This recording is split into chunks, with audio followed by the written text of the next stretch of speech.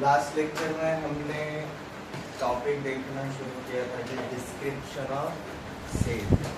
उसमें से हम ज्योमेट्रिक डिस्क्रिप्शन देखा था सबसे पहले, that was Venn diagram. Venn diagram क्या शो करता है जी? कितने भी सेट्स रहे उनके कैरेक्टरिस्टिक्स, मतलब उसका कार्डिनलिटी के साथ हम शो कर सकते हैं। यहाँ तक किसी को डाउट? अब हम देखेंगे जी अलजेब्रिक डिस्क्रिप्शन ऑफ सेट।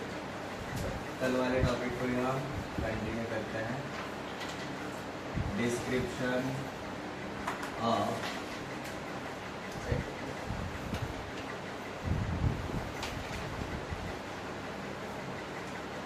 अब हम यहाँ पर कौन से टाइप का डिस्क्रिप्शन के ऊपर फोकस कर रहे हैं जी? आप अलजेब्रिक मतलब थियोरेटिकल फॉर्मूला। थियोरेटिकल फॉर्मूला हमने डिस्कस किया था। अरिथमेटिक का बेसिक एलिमेंट होता है नंबर। मतलब जब भी हम नंबर की बात कर रहे हैं we are working in arithmetic. जब भी हम वेरिएबल की बात कर रहे हैं we are working in algebra. मतलब अलजेब्रा की बात कर रहे हैं यहाँ पर अब वेरिएबल आएगा। ठीक है, तो इसको डिस्क्राइब करने के रहते हैं हमारे दो तरीके। पहला वाला मेथड रहता है it is called as roster method.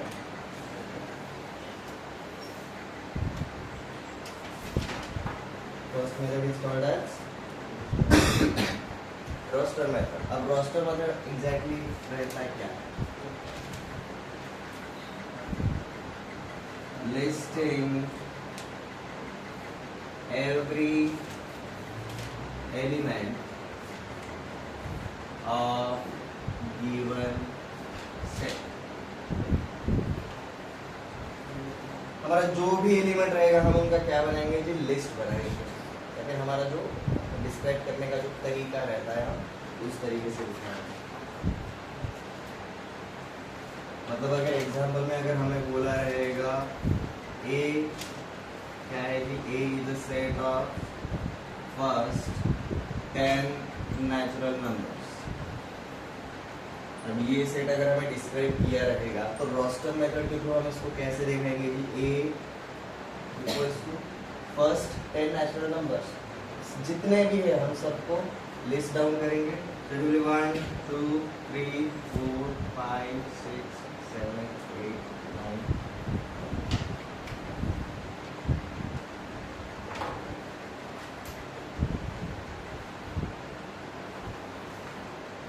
जैसे एक सेट बी बोला रहेगा, ठीक है, हमारा जो भी इंटीजर है वो क्या बोला है जी? It is greater than -4 but less than 4।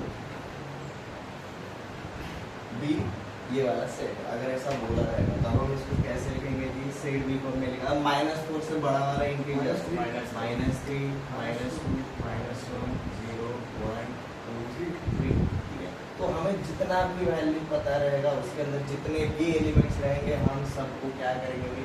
Listing every element, हर एक एलिमेंट को लिखना है। ठीक है, तो इस मेथड को हम कहते हैं जी रोस्टर। अब देखो अगर हम हर एक एलिमेंट को लिखने के लिए जा रहे हैं, थोड़ा सा पीछे जाते हैं टाइप्स ऑफ सेट में। फाइनाइट सेट रहेगा तभी लिस्ट डाउन करना पॉसिबल होगा। If we have a finite set roster method हमेशा हम यूज कर सकते हैं। ठीक है, तो यहाँ पर इसके ऊपर हमारा एक ऑब्जर्वेशन क्या बनता है? रोस्टर मेथड हमारे कौन से टाइप के सेट्स के लिए प्रेफरेबल आएगा? फाइनाइट सेट्स के लिए roster method preferable for finite sets.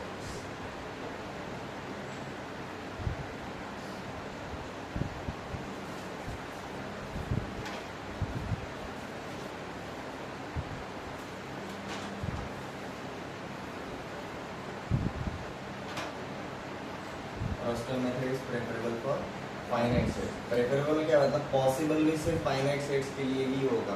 किसी भी इनफाइनाइट सेट को हम रोस्टर मेथड अप्लाई करने के बारे में सोचेंगे भी नहीं, काम भी नहीं होगा। ठीक है, तो अगर इनफाइनाइट सेट रहेगा तो फिर उसके लिए फिर क्या? उसके लिए हम कौन से मेथड को इंट्रोड्यूस किया गया है? सेकंड वाला method. This method is called as set builder method.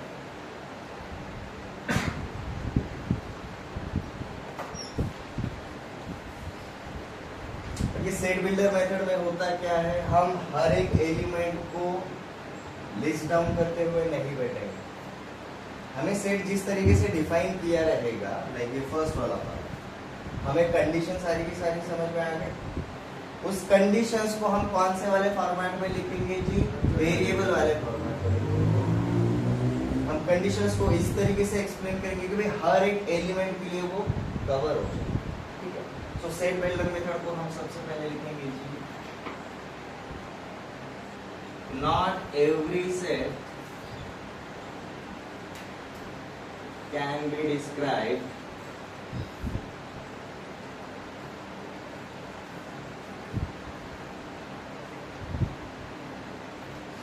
by listing every element.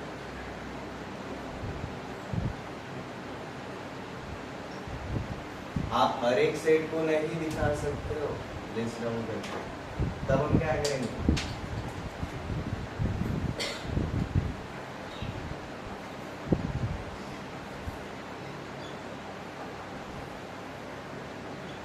हम कौन सी सेट्स के बारे में बात कर रहे हैं जी, basically infinite sets, that is infinite sets.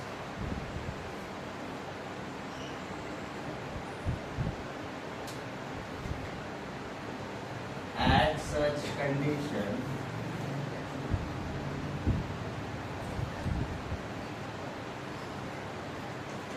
we describe set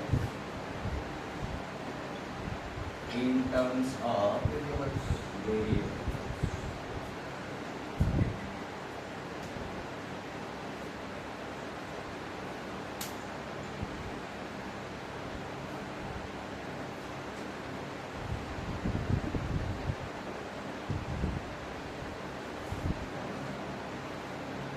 हम इसको अगर शॉर्ट में अगर एक स्टेटमेंट में अगर बोलना चाहेंगे तो हम क्या बोलेंगे, डिस्क्रिप्शन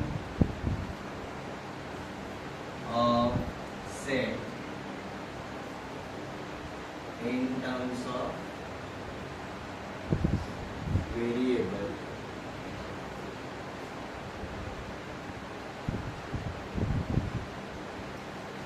is set builder.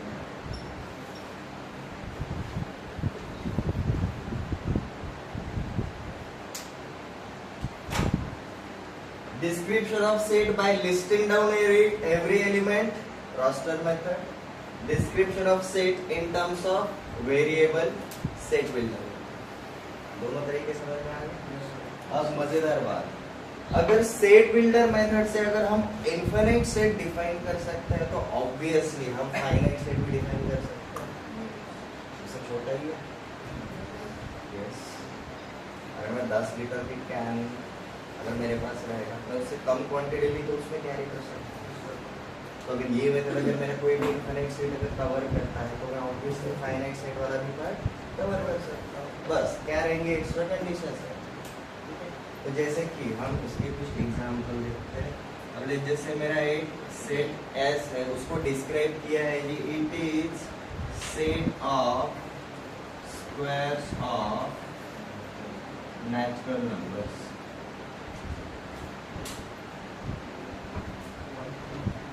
ठीक है। अब इसको अगर हम रोस्टर मेथड में अगर दिखाने के लिए जाएंगे तो देखो क्या आएगा, आपका 1 आएगा, 4 आएगा, 9 आएगा, 16 आएगा, 25 आएगा, 36 आएगा एंड सो ऑन। बट ये कहाँ तक जाएगा जी, हमारा इनफिनिट तक जाएगा। अब हर एक एलिमेंट को लिखते हुए बैठेंगे क्या, सेट हो पाएगा क्या ये? नहीं। तो अगर सेट इस तरीके से डिस्क्राइब किया, आपको समझ में आना चाहिए कि like whether your set is infinite set और फाइनाइट सेट। अब जैसे रिकॉग्नाइज कर लिया, आप इसके अकॉर्डिंग मेथड चूज कर सकते हो। बट फाइनाइट सेट के लिए रोस्टर मेथड सही है, बट अगर सेट बिल्डर मेथड अगर रहेगा, आप इनफिनिट सेट भी कवर सकते हो as well as finite set भी हम कवर कर सकते हैं। तो देखो, आप सबसे पहले हम ये जो सेट की1 है उसको लिखेंगे सेट बिल्डर मेथड से। कि मैंने इसको डिफाइन किया, इट इज n स्क्वायर। अब इसके आगे डेफिनेशन रहता है such that n belongs to set of natural number। अगर किसी को ये साइन अगर नहीं पता है तो इसका मतलब क्या होता है बताता हूँ। इसका मतलब रहता है जी belongs to, is a part of, इसको शॉर्ट हम करना चाहेंगे, it is called belongs to. Read कैसे करना है समझ में आया? ये तीनों के तीनों स्टेट एक ही है, डिस्क्राइब किया गया सबसे पहले लैंग्वेज में, it is a set of squares of natural numbers. दूसरी जगह पर हमने ट्राई किया इसको रोस्टर मेथड में, भाई जब ट्राई करने के लिए गए पता चला भी ये कौन से टाइप का सेट है, इनफाइनाइट सेट है, तो अब हमने क्या यूज करना शुरू किया जी, एक वेरिएबल हमने पकड़ लिया जी एन ले सकते हो, एक्स ले सकते हो, कुछ भी ले सकते हो, पर डिफाइन करो उसको। Set S consist of n square defined as n belongs to set of natural number. देखो लिखते टाइम हमने शॉर्ट में लिखा है, बट बोलते टाइम तो फुल बोल सकते हो। लिखते टाइम हम डीआर लिखते हैं, बट बोलते टाइम तो डॉक्टर बोलते हैं, राइट, मिस्टर बोलते हैं, बट लिखते टाइम हम एम आर लिखते हैं। समझ में आ रहा है मेरा कहने का मतलब? क्लियर? लिखते टाइम आप शॉर्ट में लिख रहे हो, बट बोलते टाइम जो टेक्निकल टर्म है वो आपको बोलना जरूरी है, क्योंकि बहुत सारे जो क्वेश्चंस थ्योरेटिकल स्टेटमेंट वाले पूछे जाते हैं इंडिया के एग्जाम में, वो इन्हीं के ऊपर रहता है। आपको थ्योरेटिकल अंडरस्टैंडिंग क्या है, सिर्फ नोट डाउन करना इज नॉट अंडरस्टैंडिंग, उसको लैंग्वेज में आपको रिप्रेजेंट करना, कम्युनिकेट करना आना चाहिए। अगर हम बात करने के लिए अगर लैंग्वेज को यूज कर रहे हैं तो भाई लॉजिक का लैंग्वेज रहता है मैथमेटिक्स, तो मैथमेटिक्स को भी बोलना आना जरूरी है। तो रीड कैसे करना है समझ में आ गया? सेट एस डिफाइंड एज, या फिर set S is consist of n square defined as n belongs to set of natural numbers. इस तरीके से रीड करना, ठीक है? नोट डाउन करो।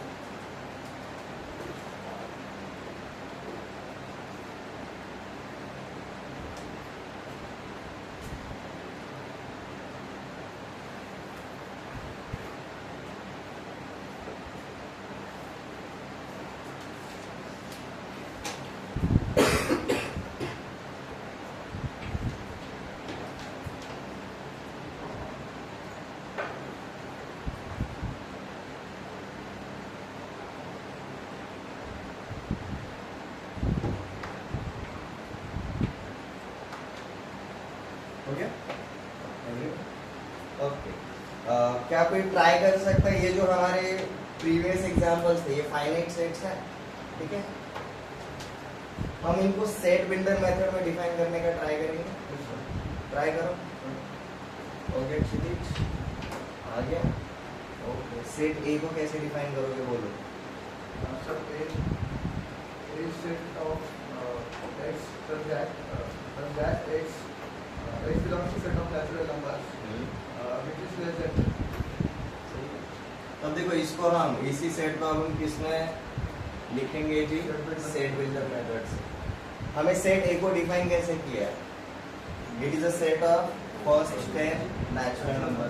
तो इस सेट ए को डिफाइन किया हमने, कोई तो एक वेरिएबल पकड़ लिया x, सेलेक्ट किया x, तो x defined as x belongs to natural number, क्योंकि हमें क्या बोले हमारा कौन सा वाला पार्ट है जो भी है नेचुरल नंबर, तो x belongs to natural numbers. But कौन से नेचुरल नंबर्स? फर्स्ट है, ठीक है? तो हम यहाँ पर इसको डिफाइन कैसे करेंगे? और and x is less than और इक्वल टू 10, या फिर आप पूरा लेस देन 11 भी कर सकते हो, ठीक है? आप ऐसा भी लिख सकते हो, या फिर इसको हम x इज लेस देन और इक्वल टू 10 ऐसा भी लिख सकते हो। यहाँ तक क्लियर? दोनों कंडीशंस सेम है। अब देखो अगर हमारे कम एलिमेंट्स रहते हैं, जैसे कि इसका कार्डिनलिटी क्या है? सेट ए का कार्डिनलिटी 10, हमारा सेट बी का कार्डिनलिटी 7। तो जब हमारे कार्डिनलिटी छोटा रहेगा तब हम रोस्टर मेथड चूज करेंगे, बट अगर हमारा कार्डिनलिटी अगर रहता है फर्स्ट 100 नेचुरल नंबर्स, इस तरीके से नोट डाउन करना काफी इजी हो जाता है। हमें बस डेफिनेशन में क्या करना पड़ेगा? हमें सिर्फ डेफिनेशन में करना पड़ेगा लाइक दिस।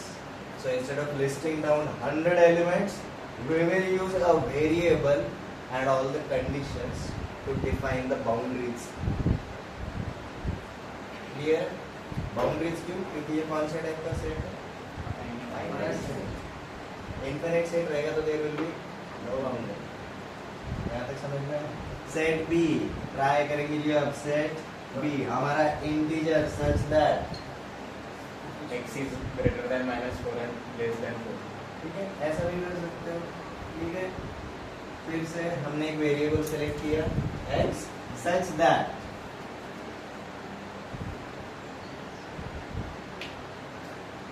या फिर हम इसको उल्टा भी लिख सकते हैं like x belongs to set of integers and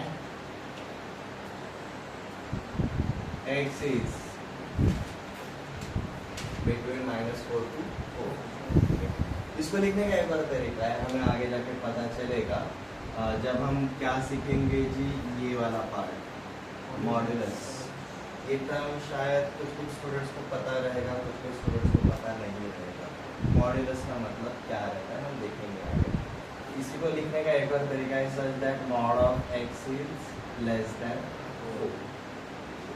ये दोनों तरीके सेम।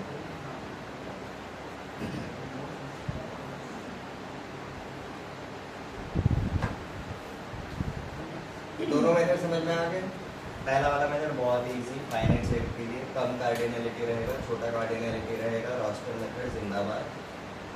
बड़ा वाला क्वांटिटी है, हर एक एलिमेंट लिखना जान पे आ रहा है, शॉर्ट में लिखना चाहते हो, सेट बिल्डर। ठीक है, यहाँ तक किसी को कोई डाउट? बट आपको हर एक एलिमेंट कवर हो रहा है कि नहीं वो चेकआउट करना जरूरी है, कोई भी एलिमेंट मिस नहीं होना चाहिए, क्योंकि एलिमेंट मिस हो गया तो कलेक्शन चेंज हो जाएगा, कार्डिनलिटी चेंज हो जाएगा, वो सेट खुद सेट नहीं रहेगा, एक्चुअली ओरिजिनल वाला सेट तो नहीं रहेगा। यहाँ तक क्लियर? तो जैसे हमने नंबर देखा था वैसे ही हमने क्या देखना शुरू किया जी, सेट्स देखना शुरू किया था। नंबर के कुछ प्रॉपर्टीज देखे थे, वैल्यूज देखे थे, वैसे सेट का एक प्रॉपर्टी देखा। हमने अब तक जो भी देखा वो सिर्फ एक सिंगल सेट को डिस्क्राइब करने तक का सब कुछ देखा। कौन से टाइप के सेट्स हो सकते हैं, छोटे और बड़े सेट्स में क्या रिलेशन हो सकता है, like subset, super set, power set. ठीक है, अब हम देखेंगे जी ऑपरेशंस ऑन सेट्स।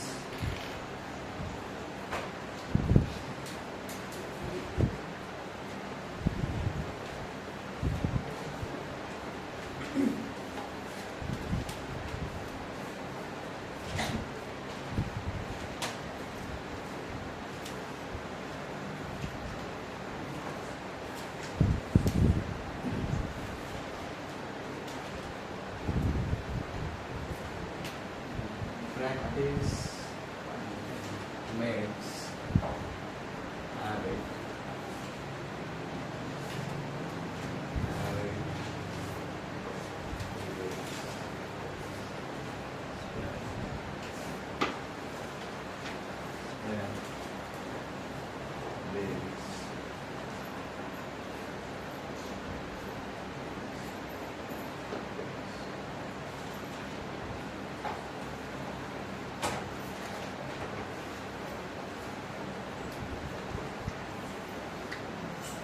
Okay, हमारा next topic is operations on sets.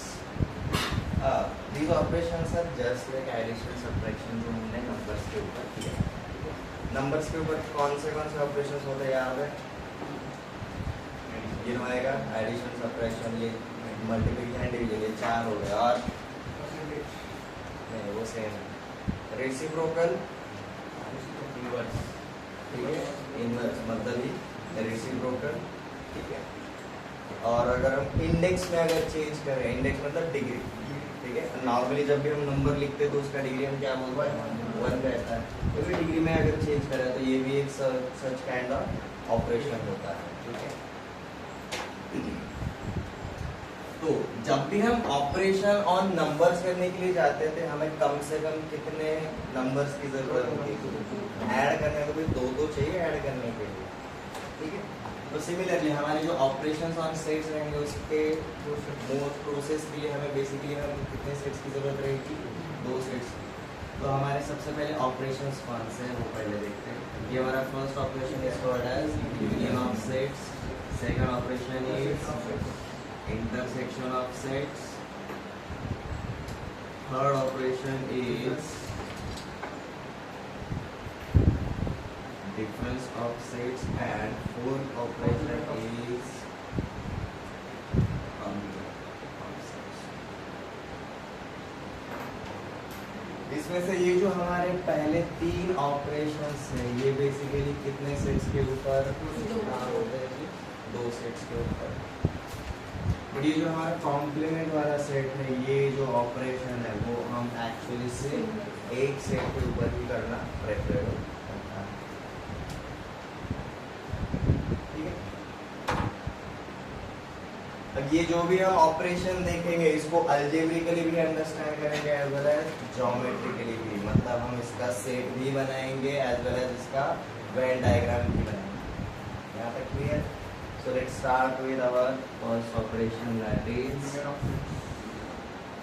union of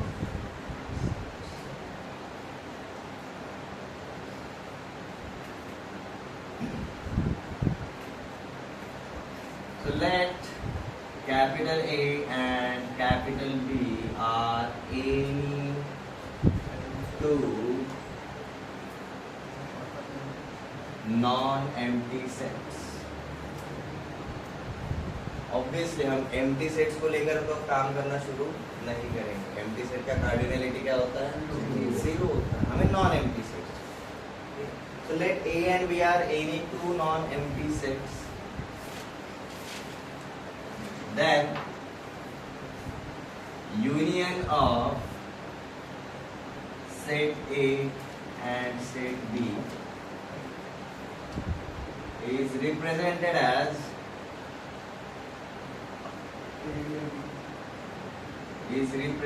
as A union B,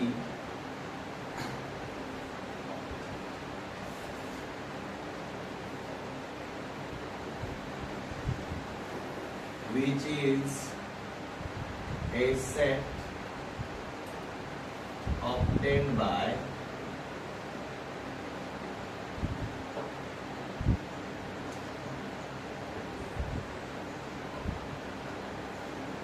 addition of elements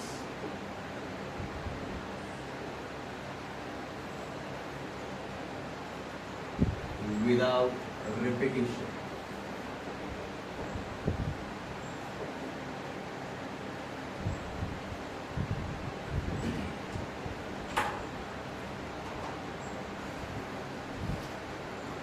union देखने के लिए जा रहे हैं। सबसे पहले हमने 2 सेट्स अज्यूम कर लिया। किस टाइप के सेट्स? नॉन एम्प्टी, उनके बीच में कुछ ना कुछ तो रहेगा, कार्डिनलिटी नॉन जीरो रहेगा। Then union of A and B is represented as, उसको कैसे लिखेंगे जी? इस तरीके से लिखेंगे, बट रीड कैसे करेंगे? A यूनियन B, इसको हम रीड करेंगे A यूनियन B। अब ये A यूनियन B क्या है? It is a set obtained by addition of elements without repetition, without collection में होना चाहिए, बट अगर कोई पार्ट अगर रिपीट हो रहा है तो हम उसको कितनी बार काउंट करेंगे? सिर्फ एक ही बार कंसीडर करेंगे, हम उसको मल्टीपल टाइम्स कंसीडर नहीं करेंगे। ठीक है, हम सिर्फ कलेक्शन में चलेंगे। ये समझ में आया स्टेटमेंट वाइज? ठीक है, अब ये थियोरेटिकल, ये लैंग्वेज में अंडरस्टैंडिंग हो गया। अब इसको हम अलजेब्रिकली अंडरस्टैंड करते हैं। एग्जाम्पल जो भी रहेगा ना वो इस थ्योरी को फॉलो करता है। पहले थ्योरी को रीड करो, आपको एक रफ आइडिया आ जाता है। एग्जाम्पल जब देखोगे अब आपको काम करना शुरू करना है, बट इधर का जो पाथ है वो कहाँ पर डिफाइन किया है? ये जो थ्योरी है ना उधर ही डिफाइन किया है। जैसे कि let A and B are two non empty sets, तो भी मैंने 2 नॉन एम्प्टी सेट्स ले लिए। मैंने ये ले लिया जी 1 2 3 4 5, ठीक है, और मैंने सेट B ले लिया जी 3 4 5 6 7, ठीक है। अब हम सिर्फ ये 2 एग्जांपल्स ही लेकर चलेंगे और काम करेंगे, ठीक है। और साथ में हम क्या कंसीडर करते हैं जी? एक यूनिवर्सल सेट कंसीडर करते हैं। कौन से सेट्स के लिए? A और B के लिए। अब यूनिवर्सल सेट को मैंने क्या डिफाइन किया जी? 1 2 3 4 5 6 7 8 9 10, ठीक है।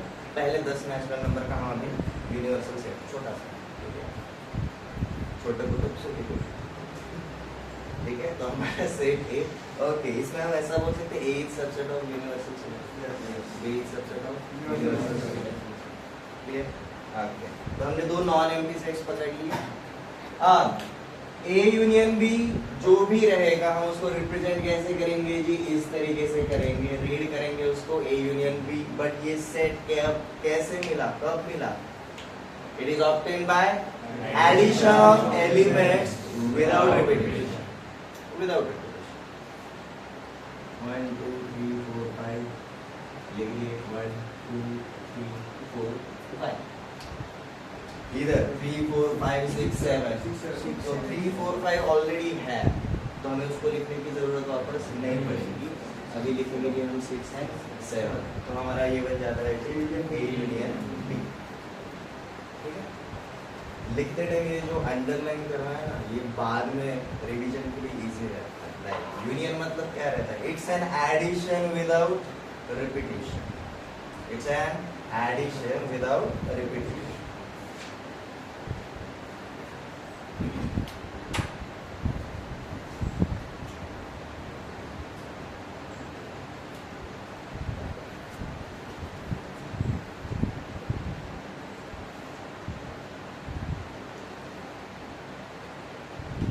पीछे तक दिखाई देता है?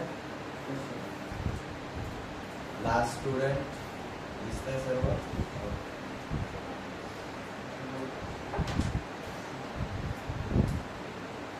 अब हम बनाएंगे जी इसका वेन डायग्राम। और इसका वेन डायग्राम किस तरीके से बनेगा? सबसे पहले हमने एक बॉक्स ले लिया, ये बॉक्स क्या रहेगा कि हमारा यूनिवर्सल सेट रहेगा। ठीक है, यू को लिखने का तरीका डायग्राम में अलग डाल दिया, तो कैपिटल यू लिखा, तो थोड़ी सी लड़कियां डाल दिया कि इसका साइन और यूनियन का साइन लगभग मैच कर, या फिर इसको शेंडी लगा सकते हैं, छोटा वाला यू बना सकते हैं, आपका चॉइस। तो भाई मैंने इसको लिख दिया जी यूनिवर्सल सेट। हाँ, इसके अंदर हम कौन से वाले दो सेट दिखाएंगे जी? सेट ए दिखाएंगे और सेट बी दिखाएंगे। ठीक है, हाँ 1 2 ये जो एलिमेंट है वो सिर्फ हमारा सेट ए में है, वो सेट बी का पार्ट है क्या? नहीं। 6 एंड 7 ये सिर्फ हमारा सेट बी का पार्ट है, ये सेट ए के अंदर है क्या? नहीं। तो देखो, अगर हम इन सेट्स को अगर डिफाइन करते हैं, ये जो रीजन रहता है या फिर ये जो एरिया रहता है, वो उनके कैरेक्टरिस्टिक्स बताता है।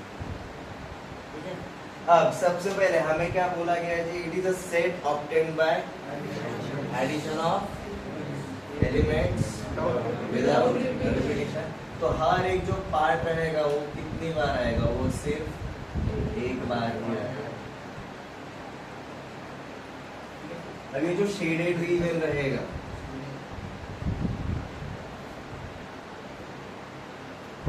ये क्या दिखाता है कि हमारा ए यूनियन बी। कोई भी पार्ट रिपीट हो रहा है क्या? बिल्कुल नहीं। जितनी बार लाइनें गई है उतनी बार आ रहा है बस। ठीक है, यहाँ तक किसी को कोई डाउट? बहुत ईजी है यूनियन दिखाना, बट यूनियन का theory it's an addition without repetition. चलो नेक्स्ट ऑपरेशन देखते हैं। Second operation is called as intersection of sets. अब जैसे एक मल्टीपल टाइपोलॉजी होता है ना, आपको एक जैसे ही समझ में आया, आपको बाकियों के लिए ना थ्योरी लगे आप समझ में आता है। Let A and B are two non-empty sets. Then intersection of A and B is represented as जो भी रहेगा, which is a set obtained by जो भी है।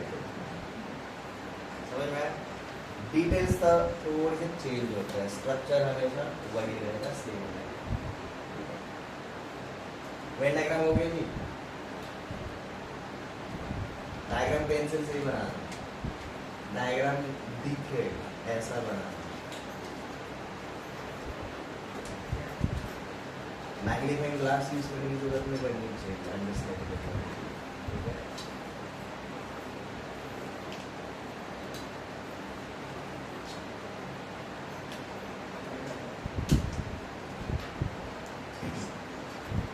So intersection of sets. Let capital A and capital B are any two non some empty sets.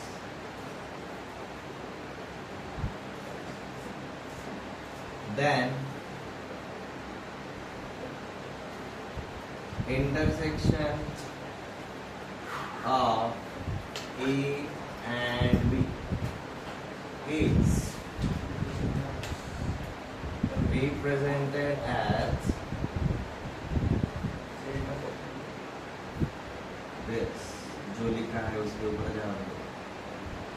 हमने जो union का sign बनाया था ना, उसी को अब 180 डिग्री में रोटेट करना है। वो सीधा अगर था उसका शीर्षासन करना है।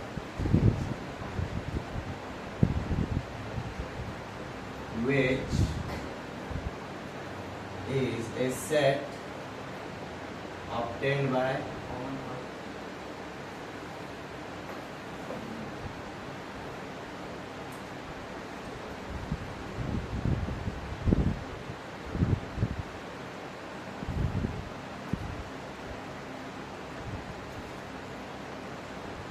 common elements of set A and B.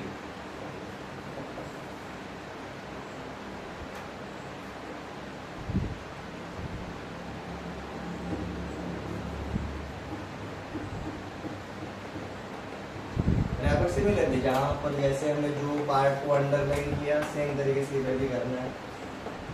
तो अगर फास्ट रीडिंग करने के लिए जा रहे हो ना, तो फायदे का हो।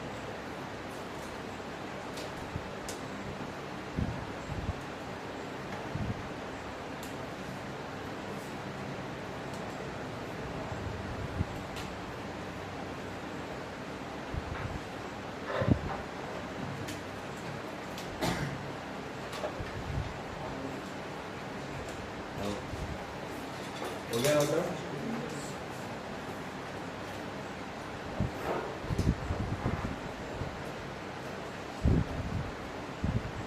intersection of A and B represented as this, and it is a set obtained by common elements.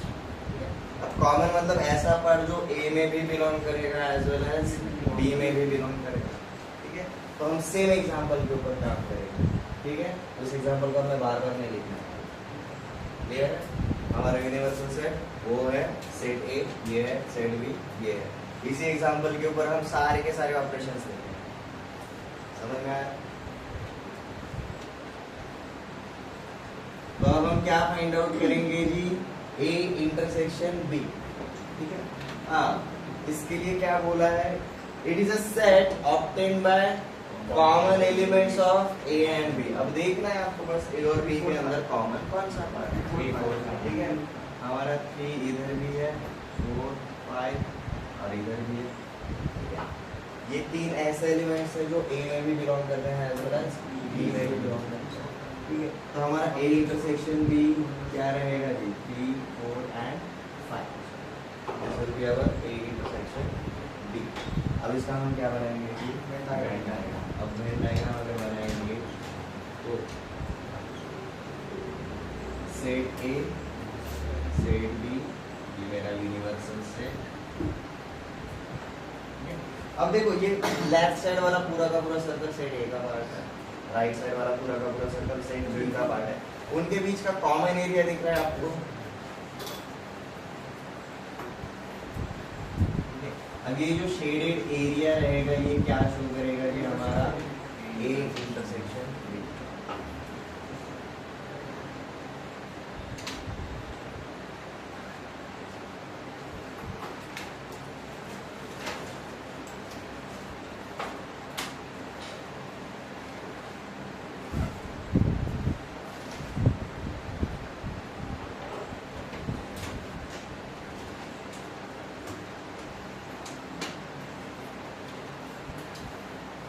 Diagrams properly बनाने की आदत इसलिए डालने के लिए बोल रहा हूँ क्योंकि आगे जाके जब हम कैलकुलस पे जाते हैं हमें फंक्शंस को यूज करना रहता है। फंक्शन जो रहता है वो ग्राफ लेकर आता है।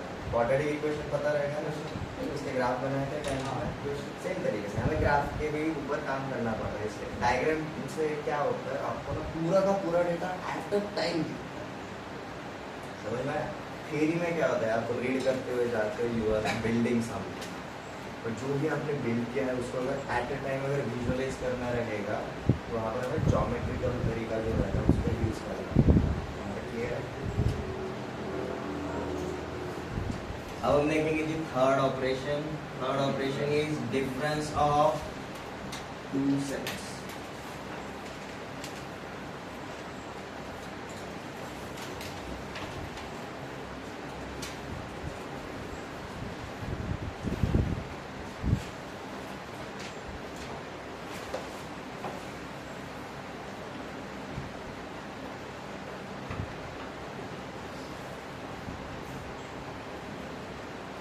अब देखो इंटरसेक्शन एंड यूनियन, ये जब हमने दो ऑपरेशंस देखे, दोनों का डेफिनेशन जिस तरीके से था, लाइक कॉमन पार्ट निकालना मतलब intersection, it's an addition without repetition मतलब यूनियन। उसमें ए पहला लिया बी बाद में लिया, या फिर बी पहला लिया एंड ए बाद में लिया, कुछ फर्क पड़ता क्या? नहीं पड़ता। ठीक है, नंबर्स में भी वही होता है, हम एडिशन करने जाए दो नंबर्स में, पहले में दूसरा ऐड करो या फिर दूसरे में पहला ऐड करो, मतलब तो हमारा फाइनल रिजल्ट हमेशा सेम आता है। बट जब हम डिफरेंस लेने जाते हैं, सब्ट्रैक्शन करने जाते हैं, बड़े में से छोटा अगर हटाया तो पॉजिटिव डिफरेंस मिलेगा, छोटे में से बड़ा घटाया तो हमें नेगेटिव डिफरेंस मिलता है। मतलब डिफरेंस में ऑर्डर मैटर करेगा। हम कौन से सेट में से कौन सा सेट माइनस करेंगे, कम करेंगे, घटाएंगे, सब्ट्रैक्ट करेंगे, उसके ऊपर डिपेंड करेगा कि हमारा सेट किस तरीके का बनेगा। ठीक है, तो डिफरेंस हमारा टू वे स्टेट रहता है। अगर मैंने बोला कि let capital A and capital B are any two non empty sets, तो अगर मैंने a माइनस बी बोला तो इसका मतलब क्या रहेगा, मैं a में से b को घटा रहा या फिर b को हटा रहा। b माइनस a का मतलब रहेगा मैं b में से a हटा रहा हूँ। ठीक है, तो हमारा जो ऑपरेशन रहेगा वो पहले सेट पे रहेगा, और जो रिमूवल रहेगा वो कौन से सेट का रहेगा, दूसरे वाले सेट का रहेगा। ठीक है, so let capital A and capital B are any two non-empty sets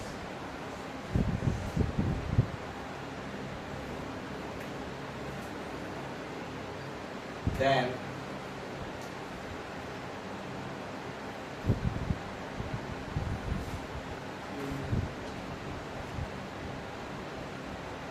difference of A with B, यहाँ पर वर्ड्स के ऊपर फोकस करो। A का डिफरेंस हम किसके साथ निकाल रहे हैं, B के साथ, और लिखेंगे भी कैसा, word to word. Difference of A with B is represented as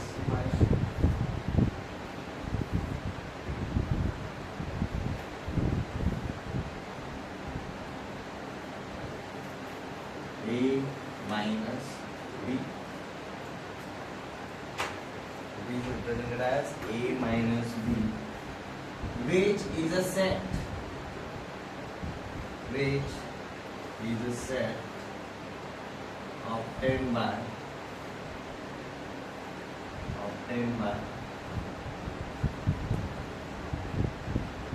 elements of A but not B. अगर हम A माइनस बी कर रहे हैं तो क्या मिलेगा, elements of A but not of B। अगर B माइनस ए करते तो फिर B के एलिमेंट्स आते हैं, जिसमें से हम A वाले पार्ट हटा देते हैं। ठीक है, हम दोनों ऑब्जर्व करेंगे, कोई प्रॉब्लम नहीं। ठीक है, बट हमने सबसे पहले क्या फाइंड आउट करना, समझिए difference of A with B, उसको हम लिखेंगे कि A minus B. A minus B क्या रहता है, खुद एक सेट रहता है। कौन सा सेट रहता है, it is a set of elements of A but not B। ठीक है, तो अब देखो एग्जाम्पल में अगर हम देखने जाएंगे तो हमारा A माइनस बी भी बन सकता है as well as B minus A भी बन सकता है। अब देखो A हमारा सेट 1 2 3 4 5 और B क्या था 3 4 5 6 7। अब सबसे पहले अगर मैं A और B, A माइनस भी अगर निकालने जाऊंगा, मैं A के एलिमेंट्स पकड़ूंगा, उसमें से B वाला जो भी पार्ट है वो हटा दूंगा, तो हमारा A माइनस बी क्या लेकर आएगा, जिससे 1 and 2।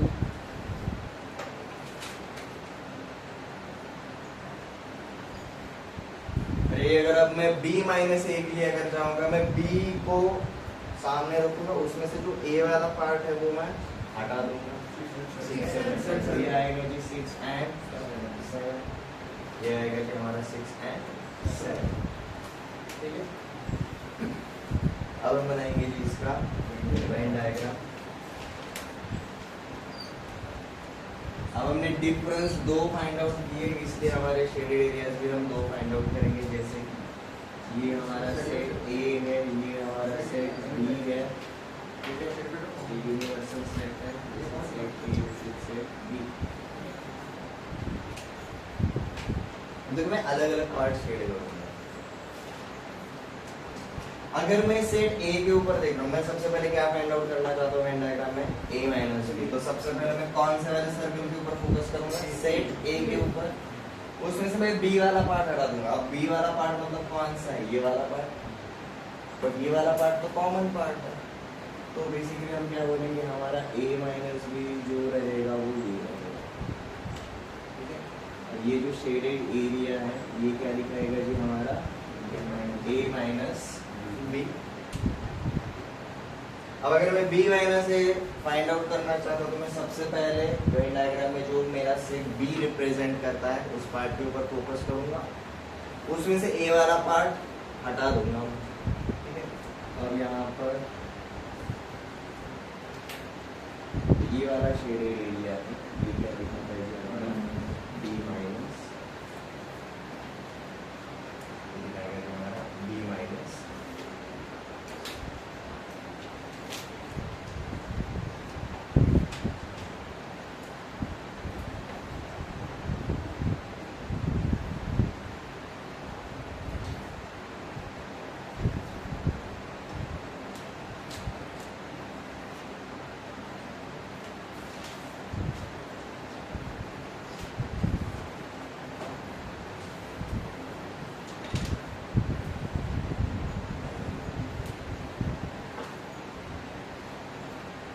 अब इसके ऊपर हम एक ऑब्जर्वेशन अगर कर रहे हैं, मैंने सेट ए में से, जब मैं ए माइनस बी परफॉर्म कर रहा था तो मैंने सेट ए में से कौन सा वाला पार्ट हटाया, बट अगर डायग्राम के ऊपर अगर फोकस किया तो बेसिकली मैंने सेट ए में से ये वाला पार्ट रिमूव किया, बराबर।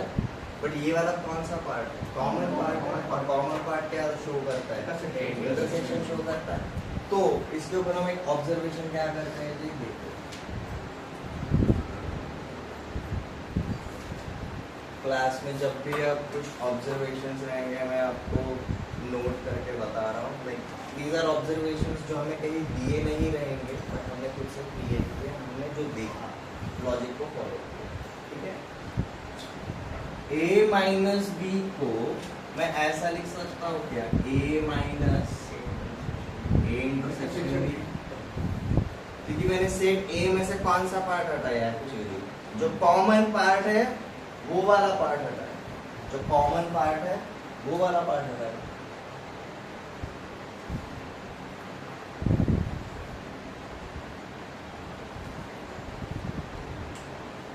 अब सिमिलरली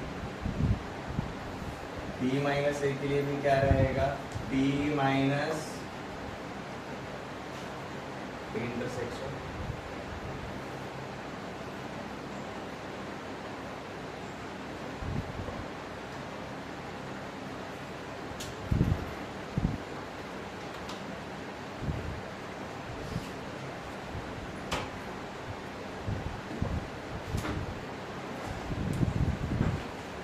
ये तीन ऑपरेशंस तक किसी को कोई डाउट, ये जो तीन ऑपरेशंस है इसमें हम कितने सेट्स लेकर काम करते हैं, दो सेट्स।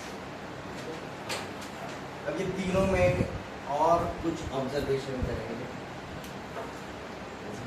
थर्ड ऑब्जर्वेशन, अब हम यूनियन के ऊपर आते हैं, हमने डिफरेंस के ऊपर। यूनियन के लिए हमने क्या बोला जी, it is an addition without repetition. तो उसमें ज्यादा कुछ तो चेंज नहीं आ सकता। अब इंटरसेक्शन के ऊपर अगर जाएंगे, इंटरसेक्शन में क्या बोला जी, it is an element, like हमारे कॉमन एलिमेंट्स रहेंगे उस सेट के अंदर। अब कॉमन एलिमेंट कम से कम कितने हो सकते हैं, 0। ये वाला नहीं रहेगा, हम सोच मेरा ये सेट ए है और ये सेट बी है, इनका इंटरसेक्शन बन सकता है? नहीं बनेगा तो भी नहीं आएगा, पॉसिबल ही नहीं। ठीक है, इंटरसेक्शन के लिए वो दोनों का एक्चुअल में इंटरसेक्शन होना जरूरी था, इधर वो टच भी नहीं कर रहे, तो there is no common part. ठीक है, सो हमारा नेक्स्ट ऑब्जर्वेशन रहेगा जी इंटरसेक्शन ऑफ सेट्स के ऊपर।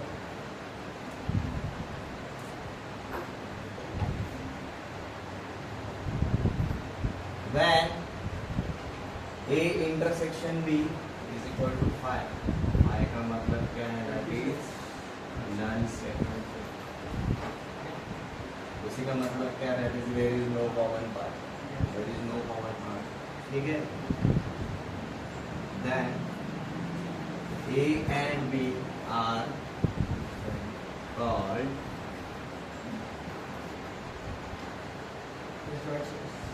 disjoint sets। ये ऐसे सेट्स है जिनके अंदर कुछ भी कॉमन पार्ट नहीं है, दूर दूर तक कोई भी रिलेशन नहीं है। Disjoint sets. ए इंटरसेक्शन भी अगर नल सेट रहेगा ना, आपका यूनियन हाईएस्ट आता है। क्योंकि सोचो ना, हमारा ज्यादा ग्राउंड कवर होगा,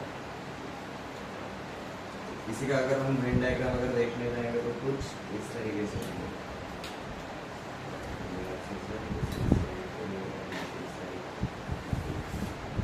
There is no common path। A intersection B is equal to null set। कुछ भी नहीं है कॉमन पार्ट। ठीक है, ये ऑब्जर्वेशन 3 ऑपरेशंस के ऊपर समझ में आ गए। Shall we move on to 4th operation?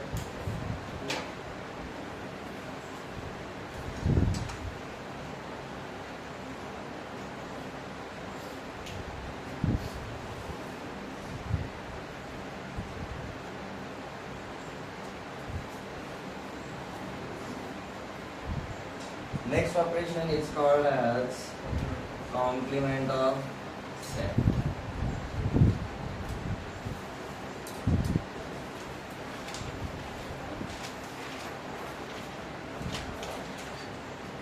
Let capital A is any non-empty set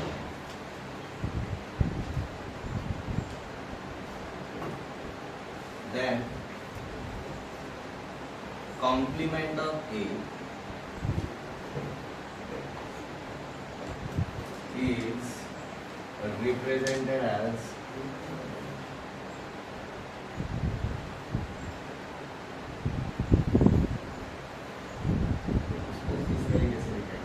A dash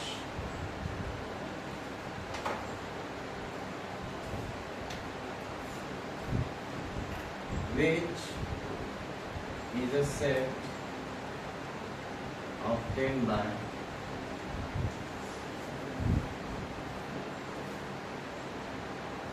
elements not belonging to A।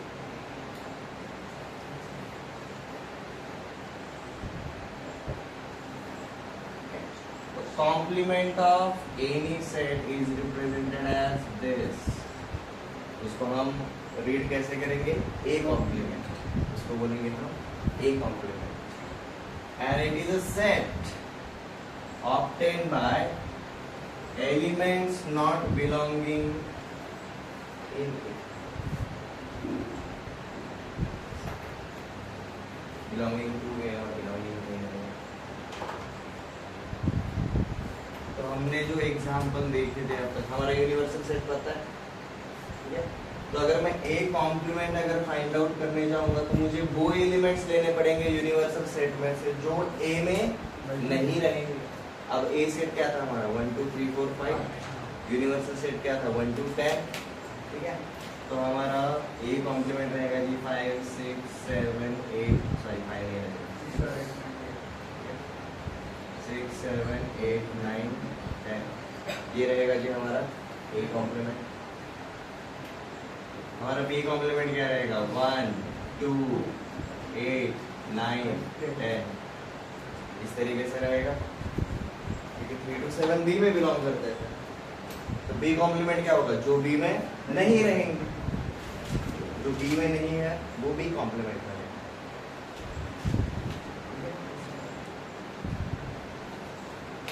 अब इसका अगर हम वेन डायग्राम बनाने के लिए जाएंगे, हम सिर्फ अभी ए कॉम्प्लीमेंट बनाने जाते हैं, ठीक है।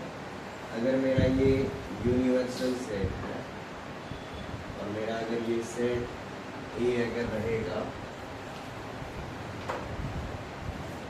सेट ए मतलब सर्कल रहेगा, तो ए कॉम्प्लीमेंट मतलब क्या रहेगा, सर्कल के अलावा जो भी है वो सब कुछ।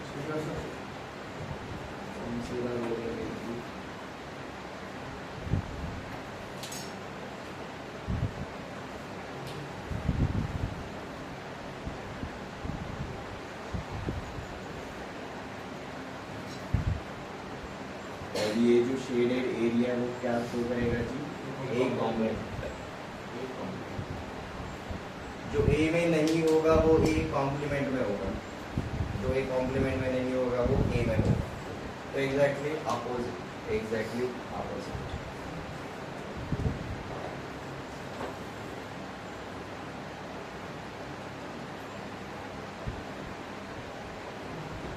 चार बेसिक ऑपरेशन समझ में आ गए।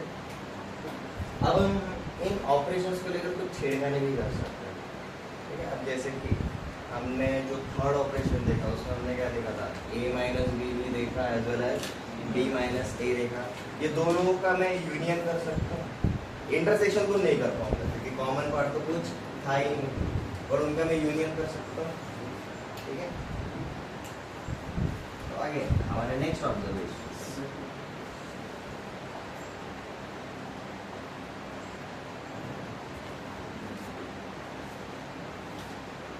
ये जो ऑब्जर्वेशन है it is called as symmetric difference.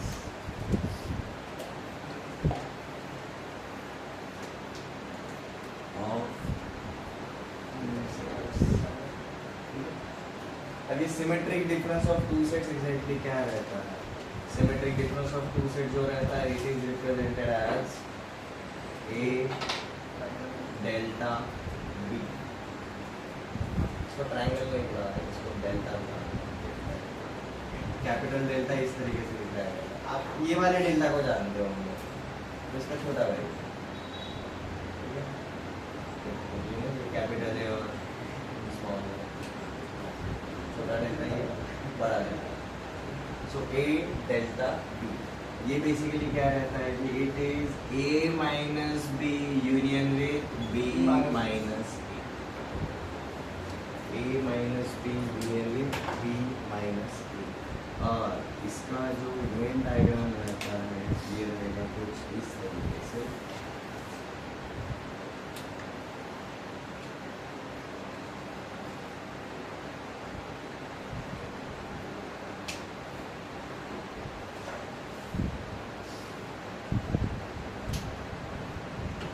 ये क्या दिखाएगा, ए डेल्टा बी, लिखते रहे हम डेल्टा लिख रहे हैं बट इसको रीड कैसे करेंगे, ए symmetric difference with B.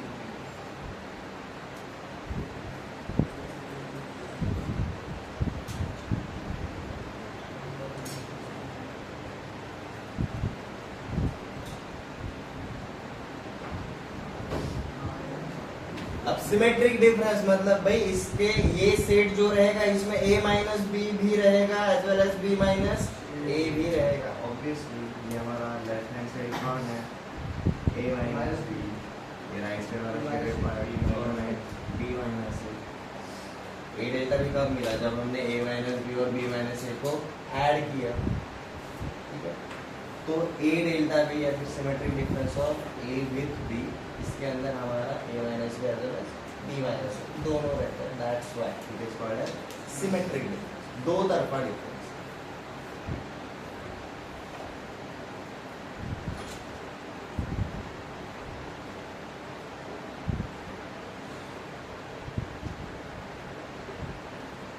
Clear है। अब हमने जो चारों ऑपरेशंस के बारे में जो देखा है एक सिंगल एग्जांपल के ऊपर, पूरा का पूरा हम वेन डायग्राम पे भी डिस्क्राइब कर सकते हैं।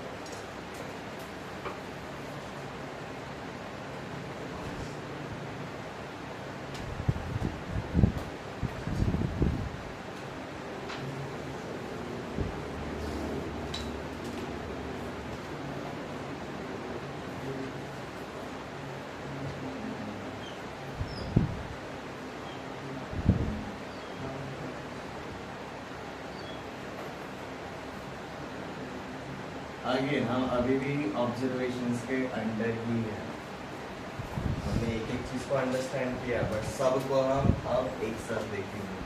अब यहाँ पर मेरे कितने रीजन बनते हैं?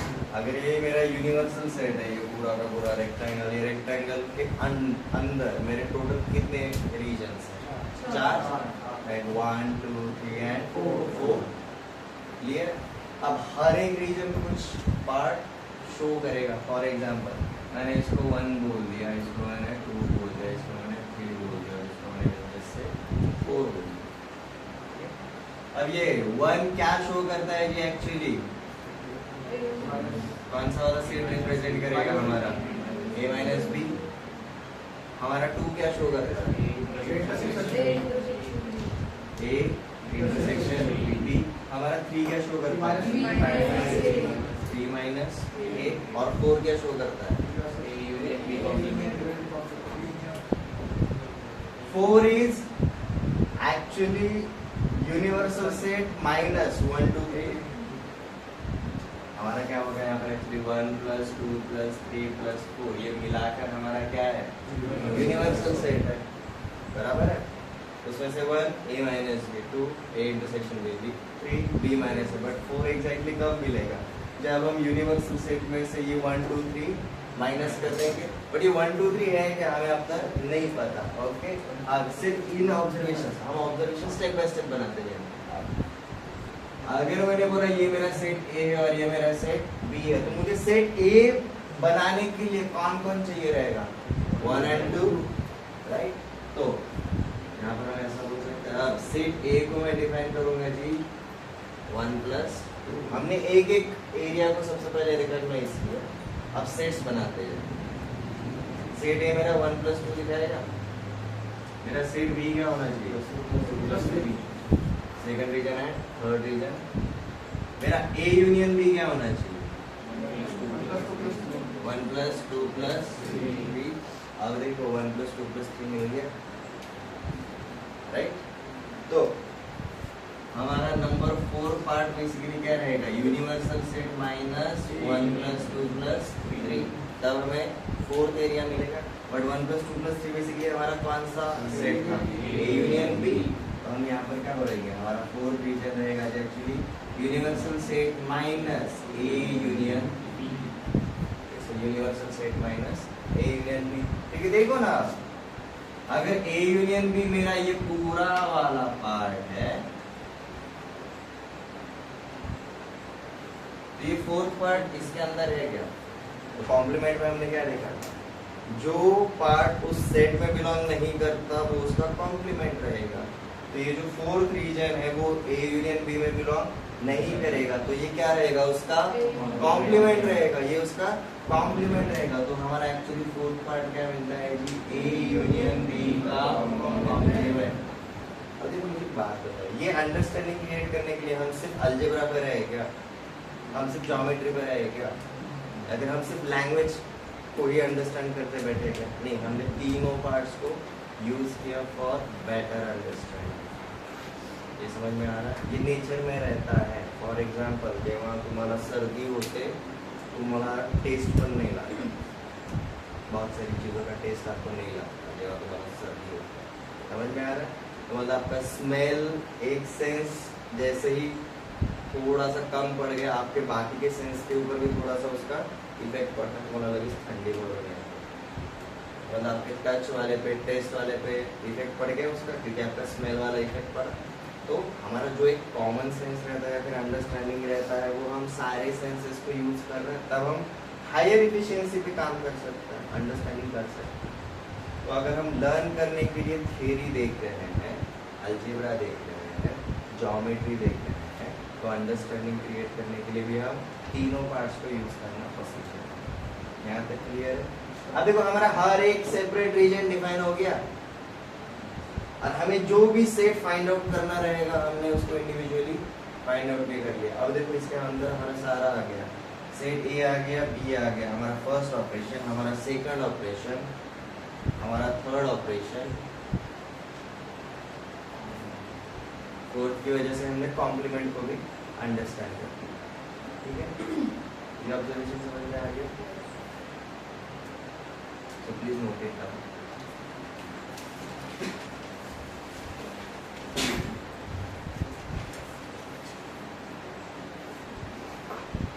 अब आप बाकी का कुछ भी फाइंड आउट कर सकते हो, जैसे कि अगर a माइनस बी 1 रहेगा उसका कॉम्प्लीमेंट क्या रहेगा, 1 छोड़ के सब कुछ।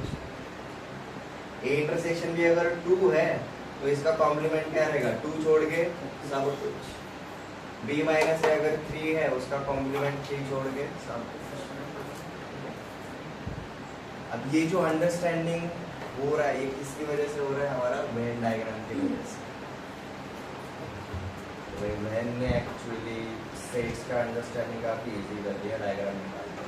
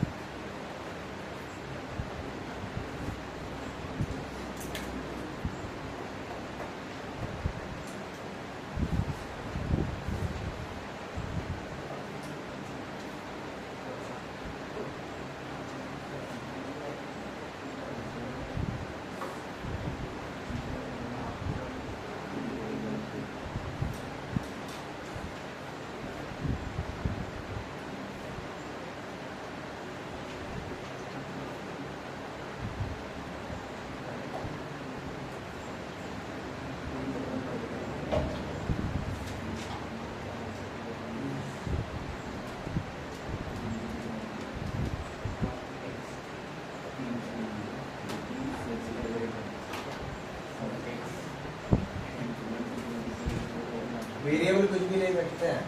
अब आपको देखो मैंने सेट बिल्डर मेथड में डिफाइन करके दिए सारे के सारे फाइनाइट सेट्स, आप उसको रोस्टर मेथड में भी कन्वर्ट करोगे। ठीक है, ये एग्जांपल आज हमने जो भी सीखा वो सारा पाठ करोगे। Find number 1 A union B, number 2 A intersection B,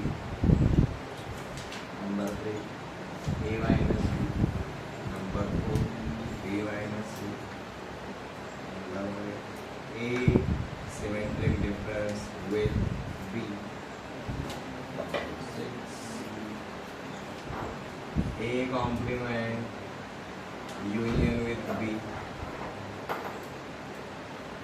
7 A intersection with B complement, number 8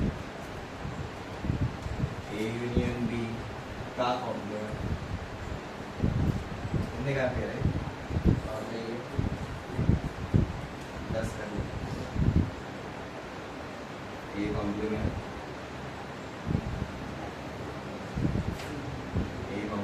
minus B।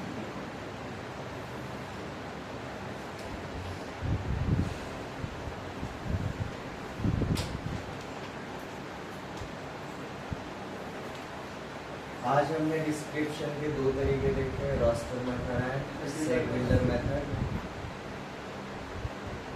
उसके बाद हम ऑपरेशन ऑन सेट्स देखने के लिए गए।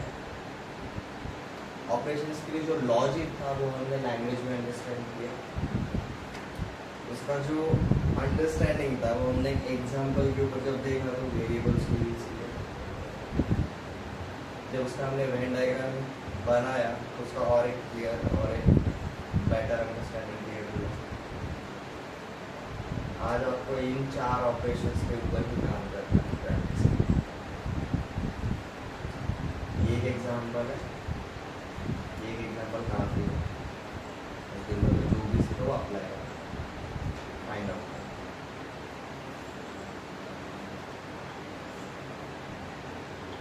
ये टास्क तो मैंने दिया, आप खुद से अगर आपको जो टेक्स्ट बुक्स रहेंगे 11th पर कोई भी पब्लिकेशन रहे, कोई भी ऑप्शन है, इसके अंदर के क्वेश्चंस रहेंगे।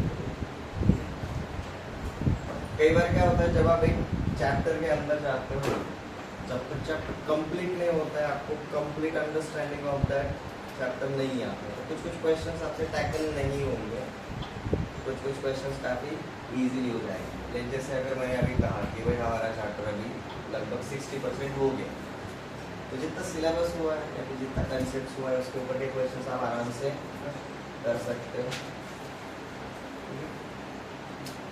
नहीं हुआ रहेगा तो अटके रहोगे। Move on to next question. ये आदत डालनी है, तर क्वेश्चन राहील नाही तर मी राहील असं नाही करायचं, ठीक है। लेट इट गो, छोड़ दो, ठीक है। अगले पेज नोट डाउन कर लिया क्वेश्चन।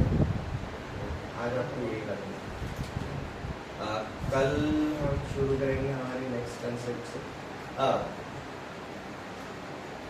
ऑपरेशंस को अंडरस्टैंड करने के लिए अभी हम ब्रेक रिवाइज कर, इजी पार्ट है, I know but still clear.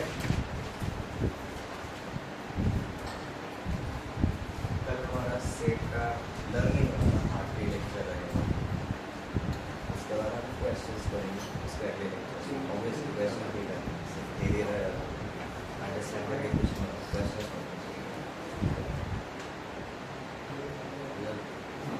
Free time रहता है आपका, बैठता है कुछ स्टूडेंट्स रिविजन डाउट्स